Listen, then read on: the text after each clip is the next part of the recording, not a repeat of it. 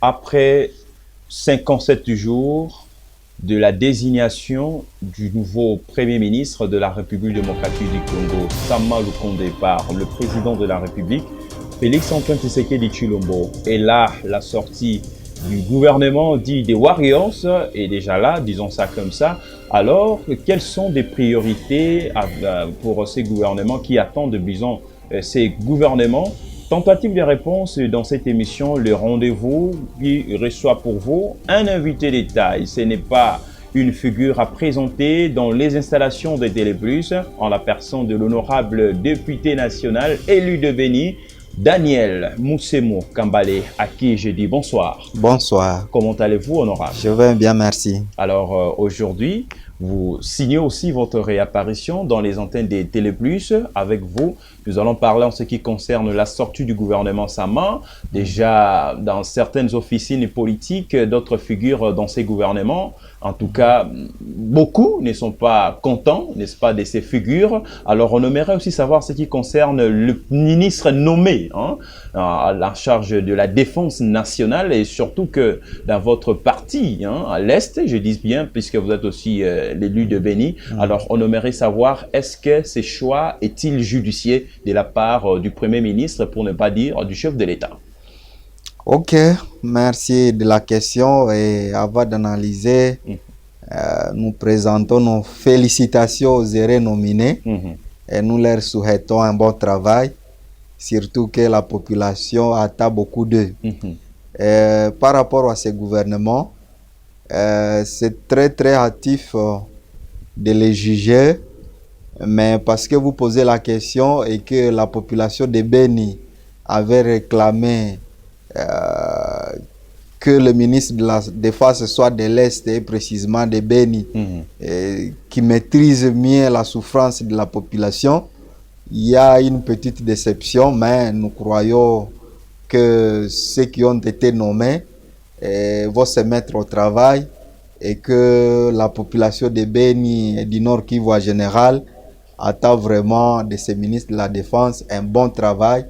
Et ce bon travail, c'est le résultat, l'éradication totale des groupes armés et essentiellement les ADF qui sèment la terreur, ils égorgent et ils tuent chaque jour. Est-ce que vous comptez vraiment sur son expertise? Qu'est-ce qui garantit en fait qu'il va bien travailler, surtout en ce qui concerne l'insécurité grandissante, procéder, n'est-ce pas, à sa, bon en fait, disons, de juguler? Est-ce que sera-t-il à la hauteur de juguler l'insécurité qui sévit à l'est de la République démocratique du Congo? Parce que lui seul, les ministres, ne saura pas faire, mais les gouvernements Sama, est-ce que sera-t-il à la hauteur de sa tâche?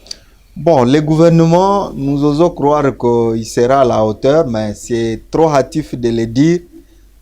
C'est pourquoi nous voulons que la priorité des priorités de ce gouvernement soit vraiment la sécurité de ce pays.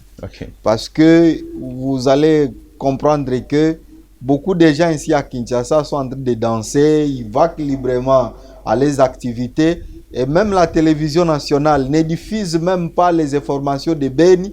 Et un Quinois, parce que tout va bien, il se réveille, il va à l'école, il va à ses activités. Et ici à Kinshasa, parce que tout va bien, alors que ça brûle à l'est. Vous avez suivi, mes excuses, vous avez suivi à Goma hier, c'était vraiment terrible. Il y a eu 7 morts seulement parce que la population qui protestait contre la MONUSCO. Et la police qui devait sécuriser vient encadrer finalement ce qui tue les gens. Et aussi cette personne calmement là. Et Kinshasa n'en parle pas. À Béni, chaque jour on égorge. À Kinshasa on n'en parle pas. Nous vous félicitons vous parce que votre chaîne elle est différente des autres chaînes. Elle diffuse quand même certaines informations de Béni et la population vous en félicite. Avant d'entrer dans le méandre de notre émission, parce que hier à l'Assemblée nationale, il y a eu pas mal de choses qui se sont passées autour de l'insécurité à l'Est. D'abord, à partir de cette nomination des ministres, est-ce que le Premier ministre a vraiment tenu compte des représentativités? Bon, sur ce niveau-là, il y a une déception totale de beaucoup de Congolais, y compris moi-même. Le ministre, d'ailleurs, je me pose la question de savoir pourquoi ce gouvernement a tardé. parce qu'on nous parlait de la géopolitique, on nous parlait de la représentativité. 57 jours après. Tout ça, des concepts. Mais je me dis pourquoi ça traînait. Parce que quand vous essayez de voir, il y a certaines provinces qui ne sont pas représentées dans ce gouvernement. Et là, c'est anormal. Un gouvernement de 56 membres et manquer de représentation au niveau de certaines provinces, c'est vraiment désolant. Hein? Vous voyez, on nous a parlé de la Haut-Lomami. J'ai suivi sur la voie des zones. Les ressortissants de la Haut-Lomami disent que non, ils ne sont pas représentés. J'ai suivi ceux de Kasaï, hein, Kasaï, qui ne sont pas représentés. J'ai vu même une grogne avec ceux de l'Ituri. Et c'est surtout au niveau des députés. Ils disent, nous sommes 28 députés, nous représentons quand même quelque chose. Mais on n'a donné qu'un vice-ministre des Affaires étrangères. Et ça montre qu'il n'y a pas eu un travail très fouillé, un travail consistant. Et moi, je me dis pourquoi ce gouvernement tardait. On nous tire à Beni, on dit non, il y aura ceci ou cela. Mais quand nous voyons la sortie, c'est vraiment une déception. C'est autre chose, c'est vraiment une déception totale. Mais déjà, vos membres au sein de l'Assemblée nationale, qui comptent 23 dans ces gouvernements de Samalou Kondé, mais vous êtes quand même satisfait, vous? Bon, on nous dit qu'il y a 23 députés. Bon, je ne sais pas dire très satisfait. Là, c'est le président, le speaker de l'Assemblée nationale l'a mentionné, Christophe Kodiaboso. Oui, il a dit 23 députés, mais moi, ce qui m'intéresse, c'est de dire comment est-ce qu'ils ont été choisis. C'est ça ce qui m'intéresse, mais nous les félicitons et nous attendons un bon travail. Effectivement, c'est une première de voir 23 députés au gouvernement, mais il faut les savoir que dans d'autres pays, il y a même plus de 60%. Parce que les députés représentent toute une population et on croit qu'ils comprennent mieux les problèmes de la population. C'est pourquoi nous interpellons nos collègues députés qui sont partis au gouvernement. Vraiment, ils doivent comprendre qu'ils représentent la population et ils doivent travailler pour cette population. S'il ne les faut pas, ils seront sanctionnés d'ici 2023. Beaucoup sont contre la nomination de certains ministres nommés par le Premier ministre. Alors, la question reste à savoir, entre la compétence et l'opportunisme, quel est le mot qui vous intéresse le plus? Parce que les Congolais sont en train de dire qu'il y a lieu ici de dire qu'il y a de l'opportunisme plutôt que des compétences dans les chefs de ces ministres nommés. Je crois que les Anglais nous ont beaucoup enseigné sur ce point. The right man on the right place. Ça signifie l'homme qu'il faut à la place qu'il faut. Et bien donc, c'est la compétence qui doit primer. Et non l'opportunisme et qu'on sort parce que tu y es de moi, en tout cas, je t'ai choisi, tu dois être là, et non ça. Non, ça ne doit pas nous caractériser. Le tribalisme, le clientélisme, le collinisme parce qu'il est de ma colline, ça ne doit pas caractériser un homme de l'État. Et j'ai assisté à des débats au niveau de l'Assemblée nationale dans les couloirs. L'un dit non, comment les grands Kasaï en général n'est pas représenté. Non, les grands Kasaï est plus représenté, 16 ministres sur 56. Qu'est-ce que ça signifie? Grand Kasaï, 16 ministres.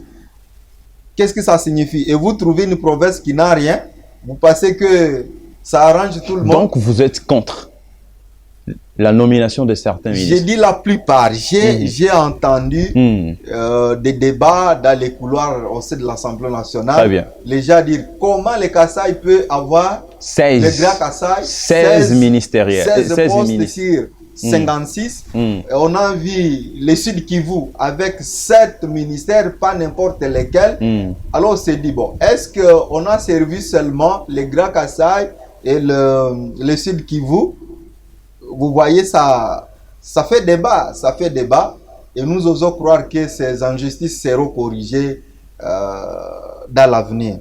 Alors, on voulait avoir dans ces gouvernements Samalou Kondé de nouvelles figures, et beaucoup sont là. Il n'y a que 4 qui ont été, n'est-ce pas, dans le gouvernement plutôt Ilunkamba.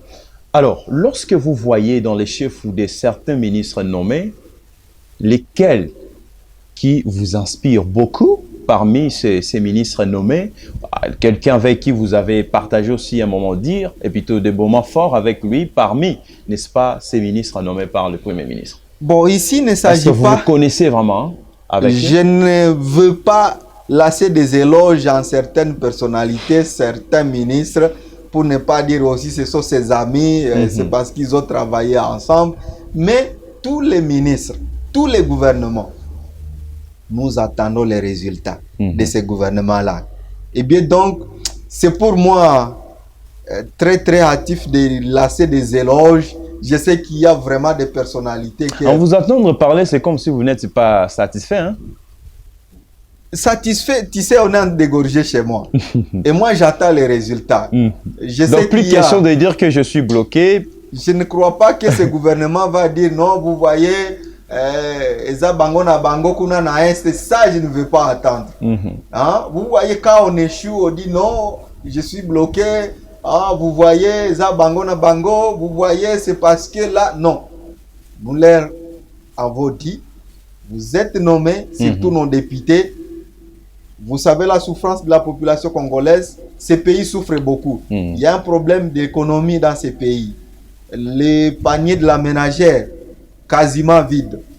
La guerre à l'Est, c'est un problème. Un problème sanitaire avec cette maladie Covid-19. Vraiment, les routes n'existent plus. Même ici à Kinshasa, vous essayez de voir les avenues. Aucune route n'est construite. Les routes qu'on a rencontrées sont à délabrement très très avancé. Et bien donc, ce gouvernement a un défi énorme. Un défi énorme à relever. C'est pourquoi je ne vais pas jeter des éloges sur des personnalités. Très bien, très bien. Alors, parlons l'insécurité grandissante à l'est de la République démocratique du Congo. Lors de la séance plénière, présidée par le speaker de cette chambre, n'est-ce pas, du Parlement, je cite Christophe Mbosso, vous, après la plénière, vous, les caucus des députés nationaux du Nord Kivu, vous comptez, n'est-ce pas, mettre une commission d'enquête, question de rétablir les coupables. Alors, à quand la démarche? Oui, d'abord, ce n'est pas nous, les députés du Nord Kivu. Effectivement, nous, députés du Nord Kivu, nous avons amené la question à l'Assemblée nationale. Le président de l'Assemblée nationale nous a écoutés. Nous avons dit le mandat passé. Nous avons demandé cette commission, mais elle n'a jamais été mise sur pied. Et nous félicitons notre président de l'Assemblée nationale qui nous a compris. Et il a amené la question au niveau de l'Assemblée nationale à la plénière. Et la plénière a voté l'institution d'une commission d'enquête. Cette fois-ci, ce n'est pas une commission de formation, une commission d'enquête qui va aller au Nord Kivu. Et on nous a dit que comme vous qui êtes élus du Nord Kivu, souvent les personnes qui ne savent rien de cette question de la sécurité, ils vous accusent faussement. Alors, pour la neutralité, vous n'allez pas faire partie de cette commission-là. Alors, il y a une commission qui va descendre au Nord Kivu.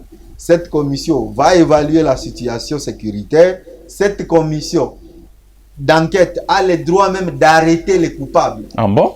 Oui. Comment ça? C'est ça la loi, le règlement intérieur qui le dit. Si on trouve qu'il y a une personne coupable et peut-être qui veut mettre à mal la commission par rapport à certaines informations, la commission d'enquête a le pouvoir d'arrêter même les coupables et de les déférer en justice. Très bien. C'est pourquoi nous avons réclamé cette commission. Elle va descendre à Beni et nous voulons que cette commission fasse un bon travail. Et la commission a 30 jours. Et elle va amener son rapport à l'Assemblée nationale et nous allons à débattre. Et les coupables peuvent être déférés en justice. Et c'est ce que nous voulons cette fois-ci, que les coupables soient sanctionnés. Mais nous voulons surtout que il s'attelle à la question des ADF. Les ADF tuent à Beni chaque jour et on nous a accusé faussement que nous sommes derrière les groupes armés et nous avons dit nous n'allons pas faire partie de cette commission parce que vous nous accusez. Allez enquêter, vous allez voir qu'aucun député ne sera pas cité dans ce genre de choses. Ce que dit la commission d'enquête, une fois que vous trouvez les coupables, vous allez les déférer. Mais en se basant sur un raisonnement actif et cohérent, on sait très bien que ce sont les ADF qui sont à la base de cette situation qui prévaut, bien sûr, à l'est de la République démocratique du Congo. Alors, le fossoyeur là que vous allez arrêter, ce sont les ADF ou comment, ou ce sont les fils dignes du pays? Non, je vous ai parlé Les ici dignes bien fils du avant pays. que les ADF n'opèrent pas seuls. Un d'abord, ce sont des En étrangers. complicité avec, Ils opèrent avec en notre armée. complicité avec certains officiers de notre armée Très bien. qui sont des brebis galeuses, mais aussi ils opèrent avec des esprits légers. Dans les chefs de population, ils peuvent venir, ils vous kidnappent, et là, à Brousse, ils vous disent, bon, maintenant vous serez nos éclaireurs. Et parfois, on les paye, on les amène dans la ville, on les amène dans des villages, et ils deviennent des éclaireurs. C'est comme ça qu'ils viennent égorger aisément. C'est pourquoi nous disons, les brebis galaises qui sont dans les FARDC, qui seront cités, et la commission doit bien travailler sans peur. Si un officier est cité, nous voulons que cet officier-là soit arrêté et qu'il y ait même des procès à flagrance, des procès publics pour que la population comprenne davantage qu'il y a des brebis galaises. Et même s'il y a dans la population certaines personnes qui travaillent avec les ADF, nous voulons que la commission travaille vraiment dès qu'on mène accord avec la population pour que ces gens-là soient cités et eux aussi soient déférés en justice. On dit souvent que parmi les problèmes majeurs qui caractérisent, n'est-ce pas, cette partie de la République démocratique du Congo, sont deux. Là, dont le premier consiste à récupérer, n'est-ce pas, les ressources minérales, disons ça comme ça. Et le deuxième élément, c'est un problème d'occupation. Partagez-vous cet avis? Effectivement, je partage cet avis, mais je vais encore ajouter, vous savez que nous avons interrogé certaines personnes qui ont été kidnappées et qui ont fait des dizaines de jours avec les ADF. Ils disent qu'ils ont aussi pour objectif de chasser la population des Béni et ils viendront occuper les maisons des habitats des Béni. Et c'est là que nous voyons que les pays voisins peuvent être derrière, parce que nous avons vu des gens qui disent qu'il faut qu'on leur donne des terres. Nous avons vu des réfugiés qui ont été chassés en Tanzanie, qui étaient d'une des tribus de l'Est qui demandent toujours des terres. Et quand les ADF disent qu'eux aussi cherchent des terres, nous disons qu'il y a aussi une matière à analyser. Mais comme vous parlez aussi des ressources minières, nous savons qu'à Béni, il y a de l'or, à Béni, il y a des coltas, et à l'est, au niveau de la province du Nord Kivu, il y a du bois, du bois rouge recherché au niveau mondial, et tout ça, ça attire la convoitise des personnes mal intentionnées. Très bien. Mais le grand problème, selon mon analyse, c'est surtout le détournement des fonds alloués aux militaires. Très bien. C'est ce qui est à la base, c'est ce qui est à la base de l'insécurité. De l'insécurité. Oui. Parce que parfois, les subalternes peuvent faire quelque chose du mal, étant donné qu'ils n'ont reçu rien comme argent, comme l'argent de motivation, disons ça comme ça. Et c'est ce qui est à la base de tout ceci. Moi, j'ai toujours dit à mes collègues et à mes amis que nous avons une armée formidable. Une armée qui supporte vraiment. Je ne connais pas une seule armée au monde qui peut supporter les conditions. Mais pourquoi ils s'entretuent alors? Pourquoi ils s'entretuent? Qui s'entretue? Les forces armées de notre pays. Bon, c'est difficile de dire qui s'entretue, mais moi je voudrais dire ceci. Notre armée se trouve dans des conditions misérables. Même les tenues militaires. À manger, ils n'en ont pas.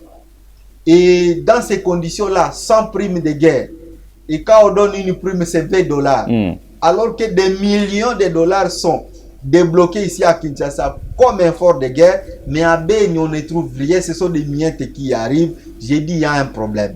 Quel est ce militaire-là qui va combattre l'ADF qui est lourdement armé dans des conditions précaires comme ça? Alors nous disons, cette commission qui sera déployée à Béni doit enquêter sur les faux déployés. Il y a même des députés qui ont dit que cela commence... Donc c'est une matière que vous donnez aussi à l'IGF en quelque sorte. Mais l'IGF, moi j'ai dit que l'IGF ne fait rien. On est en train de poursuivre des petits poissons, des frétins, alors qu'il y a la matière dans l'armée. Dernièrement, on nous a appris que 2 millions de dollars ont été débloqués, mais combien sont arrivés à Béni? $5 000. Sur plus de 10 000 militaires, on débloque 2 millions de dollars, mais 5 000 dollars arrivent à Beni. Les généraux d'armée qui gèrent les troupes là, au niveau du front, il va faire quoi? Il est obligé d'acheter des chikwang et des chikwang aux militaires alors qu'il y a 2 millions de dollars débloqués ici. Nous disons non, cette commission d'enquête qui a été instituée doit voir clair dans les fonds débloqués ici. Quand les fonds sont débloqués au ministère des Finances, quand les fonds sont donnés aux autorités militaires, je ne veux pas citer leur nom, quelle est cette chaîne-là de dépenses? Pourquoi on débloque 2 millions et 5 000 arrivent à Beni? Les restes là, des millions là, vont où? Alors, cette commission d'enquête doit travailler. Et comme vous parlez de l'IGF, voilà la matière. Voilà. Peut-être qu'ils ont peur d'enquêter sur les militaires, mais voilà la matière. L'IGF doit aller vers là. L'IGF doit aller vers là. Alors, que fait les gouverneurs de la province, Carly Vita, Kasivita, disons ça comme ça. Nzanzu Kasivita. Alors, qu'est-ce qu'il fait au regard de cette problématique? Et donc, il est silencieux ou comment? Parce que ce sont déjà des activités, des stratégies qu'il a pu mettre en place pour lutter, pas sensiblement, mais quand même graduellement avec ces fléaux qui sévissent à l'est du pays. Je crois qu'il faut même féliciter ces gouverneurs. Moi, j'ai pitié de lui. Parce que vous voyez, quand il y a détournement des fonds militaires et qu'il y ait par exemple des tueries ou soit des militaires qui meurent au front et d'autres besoins des militaires, parfois c'est les gouverneurs qui suppléent à cela. Quand il y a insécurité du carburant, les militaires peuvent avoir des véhicules sans carburant. Mais les gouverneurs, il est obligé de toucher quelque part dans sa poche ou soit dans la caisse du gouvernement provincial pour aider les militaires. Or, dans les textes tels que élaborés, le gouvernement provincial n'est pas appelé à faire cela parce que c'est dans la compétence du gouvernement central. C'est le ministère de la Défense au niveau central qui doit équiper les militaires. Ce n'est pas dans les attributions du gouvernement provincial. Mais comme Carly Nzanzu Kasivita aime sa population, parfois il se dépasse. Il donne du carburant, il aide les militaires en front. En tout cas, même si ce n'est pas dans ses attributions, il se bat quand même. Et vous savez, comme là il y a la guerre, les recettes au niveau de la province sont insignifiantes. J'ai pitié de ces gouverneurs qui travaillent dans des conditions difficiles, mais quand même il se bat. Il est à féliciter. Très bien. Alors, parlons de ces situations, de cette insécurité grandissante, voulais-je dire, à l'est de la République démocratique du Congo. Il y a aussi Muzito, l'ancien Premier ministre, oui. Muzito et Fayulu, qui plaide pour la mise en place d'un tribunal pénal international sur la République démocratique du Congo, mais aussi l'application des recommandations du rapport Mapping. Alors, que font-ils allusion lorsqu'ils disent qu'on doit enquêter, aussi placer, n'est-ce pas, un tribunal pénal international, question de plaider, n'est-ce pas, sur la situation qui prévaut à l'est de la République démocratique du Congo. Alors, comment analysez-vous leurs pensées? Non, c'est une très bonne pensée. Nous-mêmes, nous avons réclamé ce tribunal-là pour que les fausseurs, les coupables soient jugés, même à Beni ou soit à la République démocratique du Congo. Tu sais, avec les génocides au Rwanda, ils ont réclamé le tribunal, la communauté internationale les a aidés, le tribunal existe. Mais quand c'est le Congo, là où il y a plus de morts que ceux qui sont morts au niveau du Rwanda pendant les génocides, parce que nous en avons, c'est pas au triple, quadruple peut-être, mais et on les a accordé ce tribunal, mais nous quand on réclame, Silas Radio. Je crois que Fayulu a tapé juste. C'est ce que nous avons réclamé pendant longtemps. Il faut qu'il y ait un tribunal international. Avec l'ancien Premier ministre. Oui. Et ça serait mieux que ce tribunal aussi fonctionne au Nord Kivu pour que ces populations meurtries par la guerre, il y a des orphelins, il y a des veufs, il y a des veuves. S'ils peuvent voir comment les coupables sont jugés, je crois que ça peut être satisfaisant au niveau de ceux-là qui ont souffert longtemps. Ils ont vraiment souffert avec les affres de la guerre. Et s'il y a un tribunal comme ça, ça serait vraiment une façon de les honorer, de dire nous nous occupons de cette question et l'impunité cette fois-ci va prendre effet comme on prône l'état des droits. Et c'est avec ce tribunal que nous pouvons voir l'état des droits à Beni d'une manière particulière et en général au niveau du Nord Kivu. Récemment ici, des populations de Beni, pour ne pas dire de la province du Nord Kivu, ont protesté contre la MONUSCO. Donc ils disent « Niet, MONUSCO doit faire sa valise ». Vous soutenez aussi cette démarche? Vous savez qu'à Beni, on souffre beaucoup. Moi-même, quand on a renouvelé le mandat de la MONUSCO, j'étais la première personne à dire je suis tellement déçu du renouvellement de ce mandat. Pourquoi? Je suis arrivé à Beni, au-dessus à 25 mètres. Tu connais la distance de 25 mètres de la position des casques bleus de la MONUSCO. Et on égorge, on évendre des mamans. Et vous vous posez la question de savoir où était la MONUSCO. Ceux qui ont été égorgés, est-ce qu'ils n'ont pas crié au-dessus? Le soir, le matin, vous voyez les casques bleus venir compter les morts. De la même manière dont la société civile vient aussi compter les morts. Et c'est le soir que nous voyons la MONUSCO donner des rapports, on a tué autant, la société civile aussi. Donc, cette MONUSCO n'est pas différente de la société civile. Et si tel est le cas, nous ne voyons pas vraiment les raisons qui peuvent pousser à ce que cette MONUSCO reste à République démocratique du Congo. Nous sommes allés voir la représentante de la MONUSCO, des Nations Unies à Kinshasa. Voilà, nous sommes allés la voir. Nous disons pourquoi vous n'appliquez pas le chapitre 7.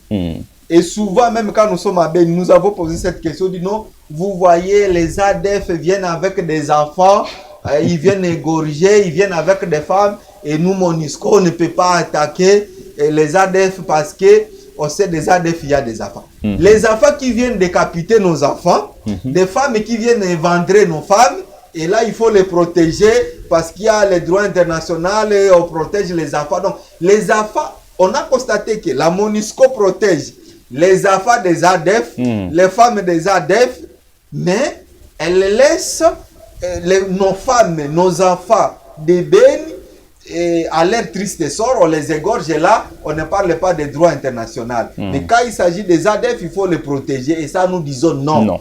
Si c'est cela le mandat de la MONUSCO, alors elle doit dégager. Donc vous ne voyez pas que ça, c'est une chose, en disant ça, c'est dans les attributions du président de la République, en quelque sorte. Alors, on se souviendra, disons, du discours du président de la République lorsqu'il dit qu'il va faire de la sécurité à l'est de la République démocratique du Congo ses priorités. Il est allé même loin pour dire que je vais m'installer dans la province du Nord Kivu. D'ailleurs, il est allé plus loin, je suis prêt à mourir. Je suis prêt à mourir, n'est-ce pas, pour la paix à l'est de la République démocratique du Congo. Peut-on dire que ce n'était qu'un discours politique, en quelque sorte? Jusqu'à aujourd'hui, on a tendance à croire qu'il s'agissait d'un discours politique. Mais comme il disait qu'il était bloqué, et que nous l'avons débloqué au niveau de l'Assemblée nationale, nous osons croire que ça ne sera plus un discours politique. Et moi, je les conseillerais, cette fois-ci, qu'il y ait plus de voyages à Beni qu'à l'étranger. Et là, nous serons satisfaits à Beni.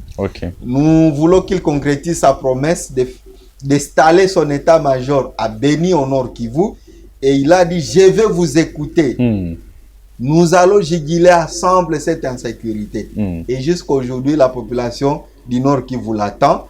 Et cette fois-ci, nous osons croire qu'il va s'installer là-bas. Et aussi, il faut le rappeler, il est le commandant suprême des FARDC. C'est lui le commandant suprême des FARDC.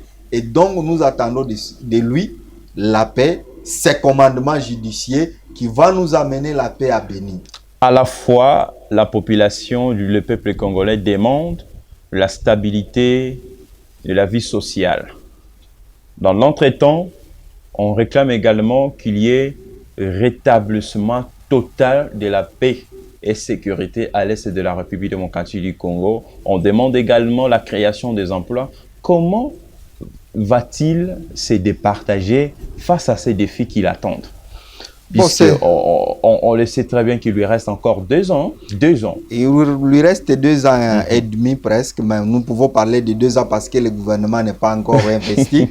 Et dans les 2 ans, je crois qu'il peut faire beaucoup de choses parce que je voulais rappeler la fois passée. À la fois stabiliser la vie sociale du peuple congolais, mais aussi pallier à la problématique de l'insécurité plutôt à l'est de la République démocratique du Congo. Sera-t-il à la hauteur de sa tâche? C'est possible quand on a la volonté. Vous savez que dans d'autres pays, le mandat est de combien d'années? 4 ans. Prenez les États-Unis. Les États-Unis d'Amérique. Et déjà à 2 ans, on sait évaluer un président de la République s'il a bien travaillé ou pas. Et même, je voulais rappeler que dans le monde entier, on évalue un président de la République à combien de jours? C'est en 100 jours. C'est à 100 jours. Et bien donc, s'il lui reste encore 2 ans, s'il lui reste encore 2 ans, c'est beaucoup de jours pour mieux faire. Alors, nous voulons que la priorité des priorités, ce soit la sécurité du pays, et spécialement à l'est de la République démocratique du Congo, notamment à Bénin. Et nous voulons aussi que le social, que le panier de la ménagère ne soit pas vide. Nous voulons voir les taux d'échange, par exemple, être stabilisés. Nous voulons que chaque fonctionnaire, chaque service, chaque employé trouve son salaire au bon moment. Là, ce sont des défis qui attendent les gouvernements Sama. Et ils ont accepté la responsabilité parce qu'ils se sont trouvés capables. Et s'ils ne sont pas capables, nous serons là pour dire « vous avez mal fait ». Et bien donc, ils ont un défi, mais qu'ils sachent que nous allons les accompagner pour arriver à un bon résultat. Et s'ils n'arrivaient pas à faire ça, il n'y aura pas question de faire un second mandat. Mais c'est clair. Quelqu'un qui échoue ne monte pas de classe. Alors, ils doivent savoir qu'ils ont un défi à relever. Et s'ils ne travaillent pas, s'ils ne répondent pas aux préoccupations des Congolais, les Congolais vont dire « vous avez montré vos limites et nous vous avons vu travailler, laissez aussi les autres travailler ». Et cela va se concrétiser dans l'urne en 2023. Alors, vous avez fait une promesse à vos électeurs de Béni, dans la province du Nord Kivu, que vous alliez pallier à la problématique de l'insécurité. Alors, j'aimerais que vous puissiez regarder l'objectif de votre caméra et promettre à vos électeurs qu'il y aura quelque chose en termes de paix dans cette partie de la République démocratique du Congo. Nous avons promis à nos électeurs que nous allons amener leur voix à la destination, à quiconque est censé résoudre son problème. Donc ici, il ne s'agit pas, les députés ne vont pas prendre des armes pour amener la paix à Béni. Mais les députés s'est engagé de représenter cette population-là et d'amener les desiderata, la voix du peuple auprès de celui qui est censé résoudre les problèmes. Et c'est ce que nous sommes en train de faire. S'il y a une commission d'enquête, c'est parce qu'il y a eu des députés du coin comme Daniel Moussem, qui ont soutenu, qui ont bataillé pour qu'il y ait cette commission. Dieu merci, la commission est là. Et c'est ça ce que nous avons promis à la population. Et bien donc nous amenons leur voix ici, nous amenons leurs besoins ici, leurs desiderata à quiconque est censé résoudre ces problèmes. Nous avons vu le ministre de la Défense, nous avons vu le président de la République, nous avons vu les officiers de cette armée et personne ne nous a écoutés. Mais cette fois-ci, parce que l'Union sacrée est là, nous osons croire qu'ils nous écoutent maintenant même quand nous parlons et que cette fois-ci, l'insécurité sera jugulée d'ici pays. Quelles sont les démarches que vous avez entreprises lors du gouvernement Inukamba avec, disons, notamment les ministres de la Défense qui est parti en termes de bilan? Qui diriez-vous? À terme de bilan, avec le gouvernement Inukamba, le bilan est largement négatif. Nous avons vu le ministre de la Défense du gouvernement Inukamba. Au lieu de nous écouter, il ne nous a pas écoutés. Il a même fait une marche de santé à Bounia jusqu'à Béni. Il n'a même pas passé une nuit là-bas et puis il est revenu. On dit non, je suis allé palper du doigt avec zéro résultat. Nous avons vu tous les officiers de ce pays. Nous avons vu le premier ministre. Nous avons... Qui est-ce que nous n'avons pas? Les ministres de l'Intérieur. Zéro résultat. C'est pourquoi nous voulons que ce gouvernement nouvellement nommé, qu'il puisse apprendre des erreurs du gouvernement Ilukamba et de les corriger. Cette fois-ci, que le ministre de la Défense, aussitôt nommé, qu'il aille à Beni, qu'il écoute la misère, qu'il voit la misère dans laquelle la population est en train de copier. Et non pas rester dans des bureaux climatisés, une année, 2 ans, et puis on a fait mandat, et puis on demande les indemnités de sortie, comme si on a travaillé. Ce gouvernement a totalement échoué. Et bien donc, Sama Lukonde a dupé sur la plage. Nous lui souhaitons un bon travail et nous allons l'accompagner pour qu'il ait les résultats. Donc, le second mandat pour Félix Tshisekedi est lié à la sécurité à l'est de la République démocratique du Congo, coûte que coûte. Mais c'est clair, Kabila, on l'a désavoué. Pourquoi? C'est parce qu'il a été incapable de juguler cette insécurité. Et toute la population de l'Est, à son arrivée, avec son candidat Chadar, mais qui pouvait recevoir Chadar? Personne. Et bien donc, le chef de l'État doit comprendre que, même si c'est à Beni, toute la population congolaise est unie. Je suis en train de voir, vous journalistes, certains journalistes, dire non. Quand les doigts souffrent, c'est tous les corps qui souffrent. Les corps, ouais. Et quand on est malade, si c'est l'œil qui est malade, c'est pas que les pieds doivent se réjouir, non. Et ici, donc, Tshisekedi doit comprendre que si la sécurité de l'Est persiste, on ne va pas demander les comptes à une autre personne. C'est lui. Tu as été commandant suprême de FARDC. Qu'as-tu fait? Il ne va pas dire qu'il a été bloqué. Il ne va pas dire non, ils ont bango na bango. Il ne va pas dire non, non, il n'a pas d'excuse. C'est pourquoi nous attendons un résultat et nous disons nous allons l'accompagner pour qu'il ait les résultats. Très bien. Ouvrons quand même une petite parenthèse avant de chuter dans notre émission d'aujourd'hui. Vous ne voyez pas que Félix Tshisekedi, je pose vous, les élus, les représentants du peuple, vous ne voyez pas que Félix Tshisekedi n'a pas besoin des réformes électorales au profit d'obtenir une transition ou comment? Non, qui peut accepter la transition? Mais parce que Joseph Kabila, en son temps, toutes les dispositions étaient déjà mises en place en termes de l'organisation des élections.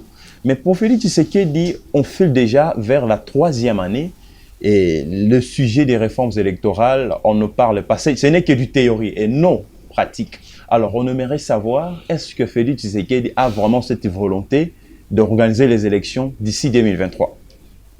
Moi, je crois que nous allons l'évaluer d'ici une année parce que en une année, s'il n'y a pas de réformes, et les réformes électorales, c'est nous, au niveau de l'Assemblée nationale, mais par rapport à sa vision.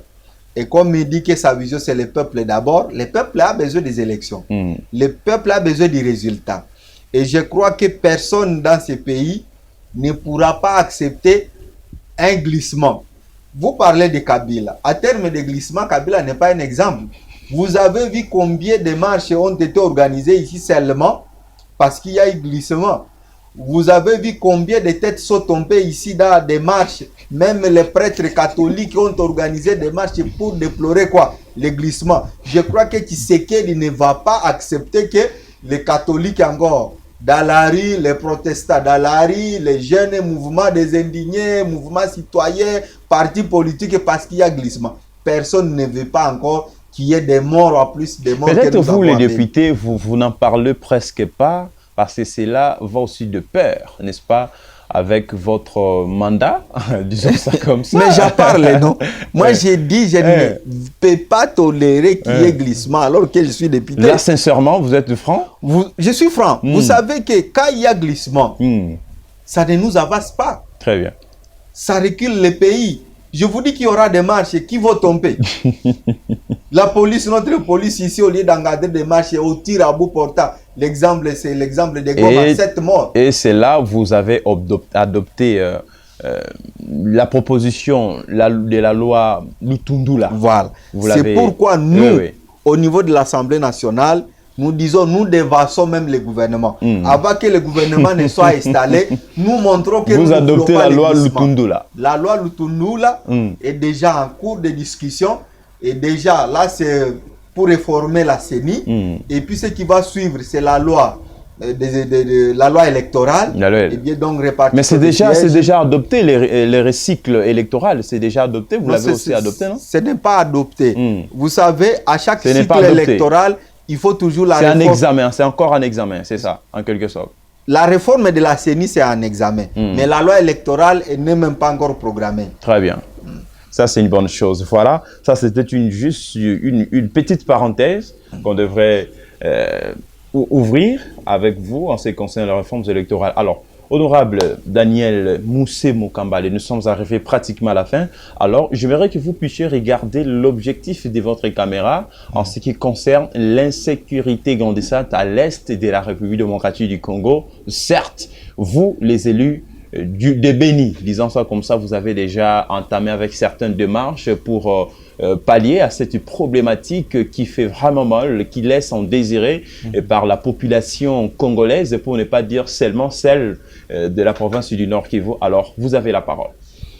Effectivement, nous remercions la population qui nous donne des informations chaque jour et nous rassurons la population de Béni que tout ce qu'ils nous donnent comme desiderata, nous amenons ça à quiconque est censé résoudre leurs problèmes.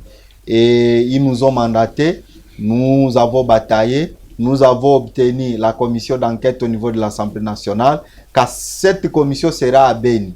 Je demande à la population de Béni d'amener des informations à cette population, non, à cette commission-là, pour que la commission puisse bien travailler et qui nous amène un bon rapport qui va permettre à ce que cette fois-ci, au niveau du pays, nous puissions avancer et que les coupables soient traduits en justice, officier supérieur soit-il, qu'il soit traduit en justice. Et bien donc, population de Béni, préparez-vous à recevoir cette commission et donner des informations importantes à cette commission pour que cette fois-ci nous puissions juguler cette insécurité au niveau de Béni. Très bien. C'en est donc fini pour ces numéros du magazine Les Rendez-vous qui a reçu pour vous l'honorable Daniel Moussé-Mokambale, élu de Béni. Vous savez, le maintien de la paix et de la sécurité à l'est de la République démocratique du Congo reste son cheval de bataille, raison pour laquelle vous avez écouté son vœu émis, n'est-ce pas, en ce qui concerne l'insécurité. Question de juguler une fois pour toutes à cette insécurité grandissante qui laisse à désirer. Alors, vous avez écouté sa matière. Alors, merci aussi à vous, honorable Daniel Moussé-Mokambale, d'avoir rehaussé de votre présence dans les installations de Télé Plus. Et je rappelle aux téléspectateurs que vous êtes désormais abonnés ici dans les installations de Télé Plus. Merci beaucoup. Très bien. Merci, mesdames et messieurs. Merci de l'avoir suivi. Merci de l'avoir suivi. Comme d'habitude, restez branchés et vous ne serez pas dessus. Derrière les caméras, je vis Elohim Kankongolo à la réalisation de Pichu Chibangu Marti Wambombo. Merci. Au revoir.